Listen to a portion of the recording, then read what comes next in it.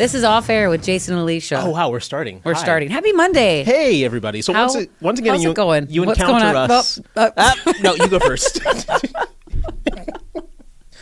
off because once again, you encountered us on a day where we just finished eating food and we just don't feel like doing anything. The Taste of Minnesota is coming to town over the 4th. Yes. On Nicollet Mall?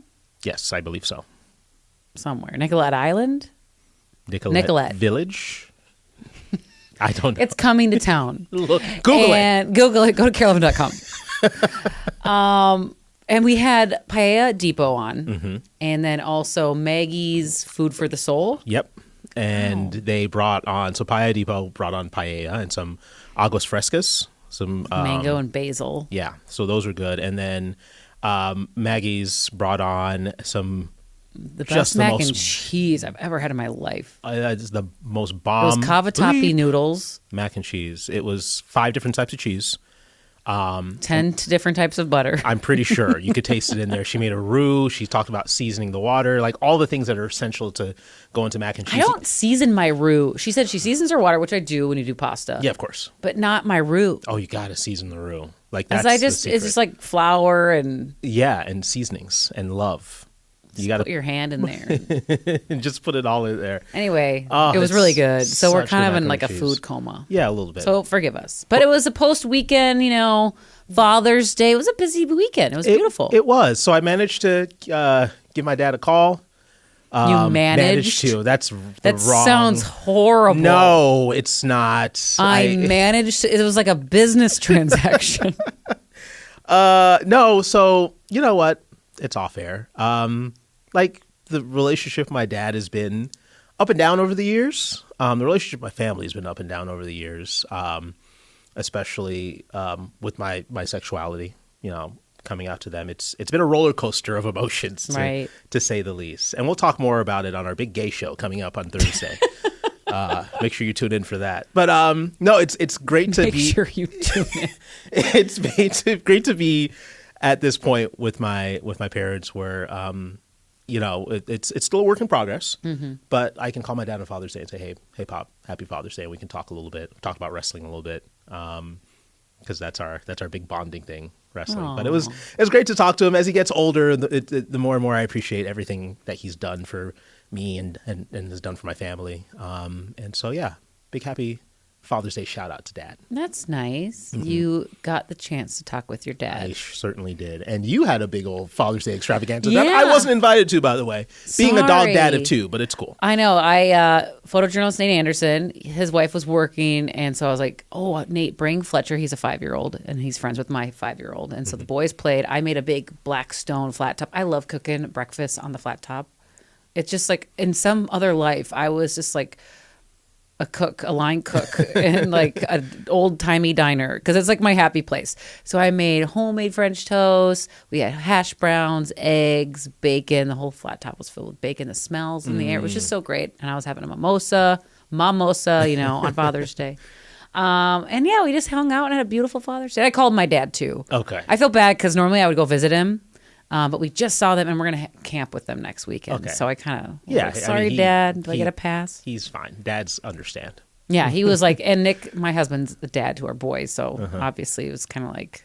Nick is, by the way, the best dad. He really is. He really is. I just watch him interact with his sons and everything, and with you, and he's just the greatest. And I agree full-heartedly. And this generation of men is so different than my parents' generation.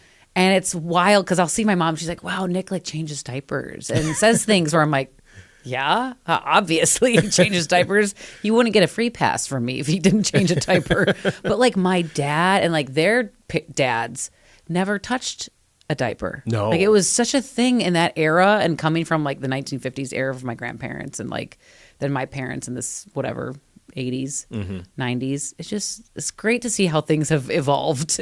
And we're a co-parent, like we both, which I know like they had the different roles or seemingly roles of like my mom made dinner and did the laundry. Did the homemaking and my dad went to work. At a construction zone.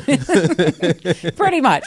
But yeah, it's just different to see how people like talk about how Nick is such a great, and like dads in this day and age. And I'm like, I couldn't have it any other way. I'm glad we've had that evolution. I'm glad we're not stuck in those days and times of gender roles and men should be doing this and right. women It's should be just doing baffling that. to me. Yeah, everybody should be parenting the together. child and if actually, I running the think household. he changes more diapers than I do because when I'm at work, he's at home doing like the breakfast and getting the kids dressed for school. Which a lot of times I see the kids' outfits when I pick them up. I'm like, oh, This is why I don't trust you. pajama day again. I'm just kidding.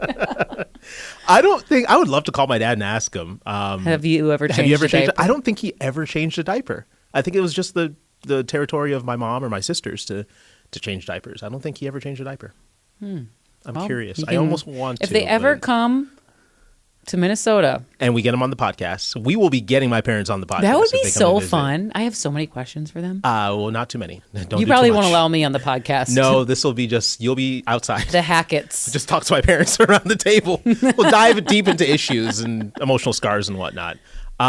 No, it was just great to celebrate all the dads this weekend. And the dog dads. I was telling you, I walked into a gas station and I was buying some stuff and I went to the clerk and I was checking out and finished up the transaction and she's like, Happy Father's Day. And it caught me off guard. Nobody's ever said Happy Father's Day to me. That is strange. Did you have any like small children around that you thought were yours?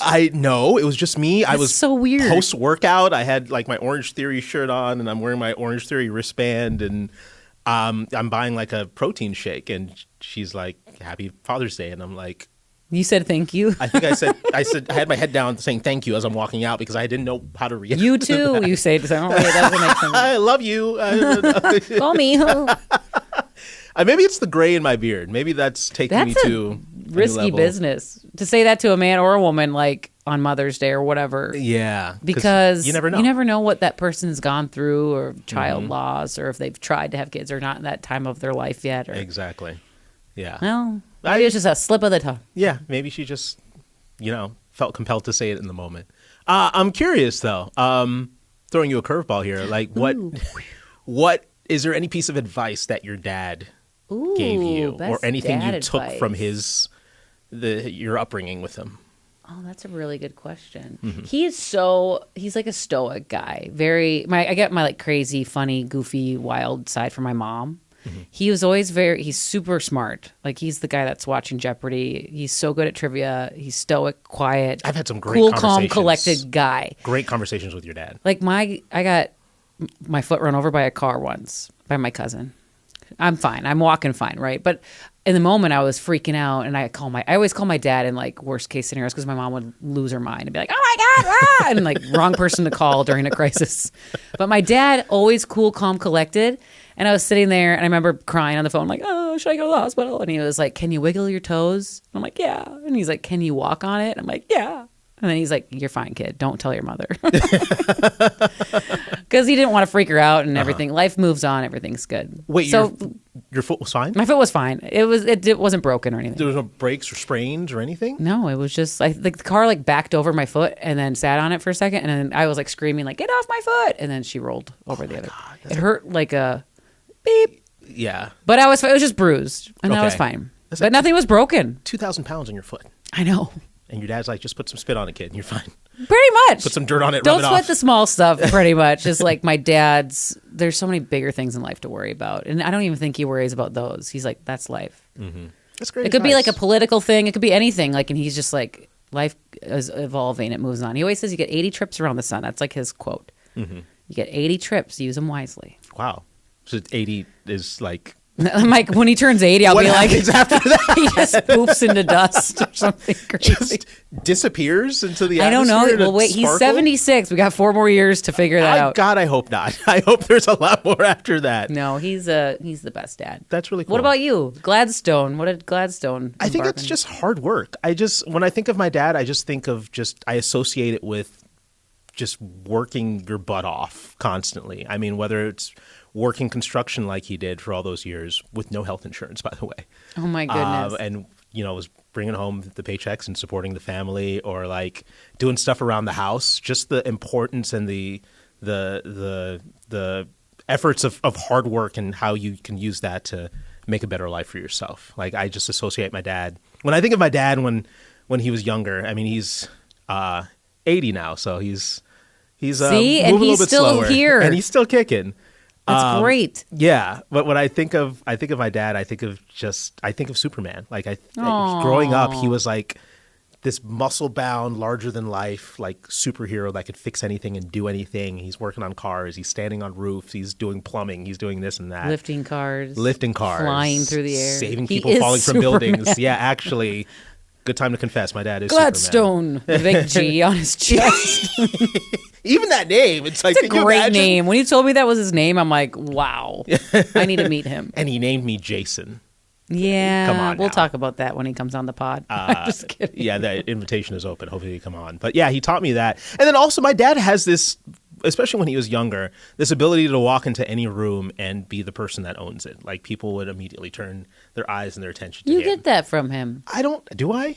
Yeah. I feel like I walk into a room and I'm more of a hermit. I'm more of like a People turn off their light. They're like, shh, Jason. Maybe he didn't see us. don't talk to him. I feel like he was able to walk in and just have a conversation with anybody and light up the room and crack jokes and just be the That's person. you. I really don't think You do that. I promise you. I don't know if that's just me being humble, but I really No, don't you think do that's that me. Is it? Yeah. Wow. Huh. That's news to me, but thank you very much. Do I need to play the sad violin? No, Like- no. We don't need any more sad Okay. violin. No, but you take that after him. I guess I did. My mom is more of the quiet one. My mom's more of the quiet. Like our moms are opposites. Isn't it funny how like there's Yeah. always seems to be like there's always kind of a quiet one, opposites attract, and there's always a goofball wild child. Yeah, my dad is goofball wild child. Back in his day, he would tell me some stories that I will not repeat here on off air, even though I guess I That's can. the off air podcast coming soon. You can catch that one on OnlyFans or something. I don't know. Probably not OnlyFans. I don't know why I'm making that reference. It's a horrible platform for It's a off air. absolutely terrible platform, and I'm sorry I even made that reference. We're going to scratch this from the edit of the podcast later on. But no, he would tell me some stories, and he was a wild child. Now that he's in his 80s, he's slowing down, and he's riding his bike around the neighborhood and tending to his garden and That's doing amazing. all those old man stuff. And I'm so appreciative and grateful for Yeah. everything that he did to make a better life for me and my siblings. Love you, Dad. Even though we've had our ups and downs over the years, I will forever appreciate him. Still always your dad. Mm-hmm. I love you too, Dad. And the fact that we both can still pick up our phone and call him right now is such a gift that so many people will be like, call your parents, call your parents, call your parents. And we get to do that. I realized that when I went home a few weeks ago and was at a funeral, and the person's kids were just wailing around his coffin, and I'm like, man, I can still pick up the phone, call my dad, and talk to him about wrestling. Hug him Anytime close, I want. right? It's such a gift. And I will never take that for granted. Never. Well, that's a good way to end our Father's Day podcast. Thanks to all the dads and the dog dads, too. Thank you. I appreciate that. At least somebody acknowledges my dog dadhood. Thank you.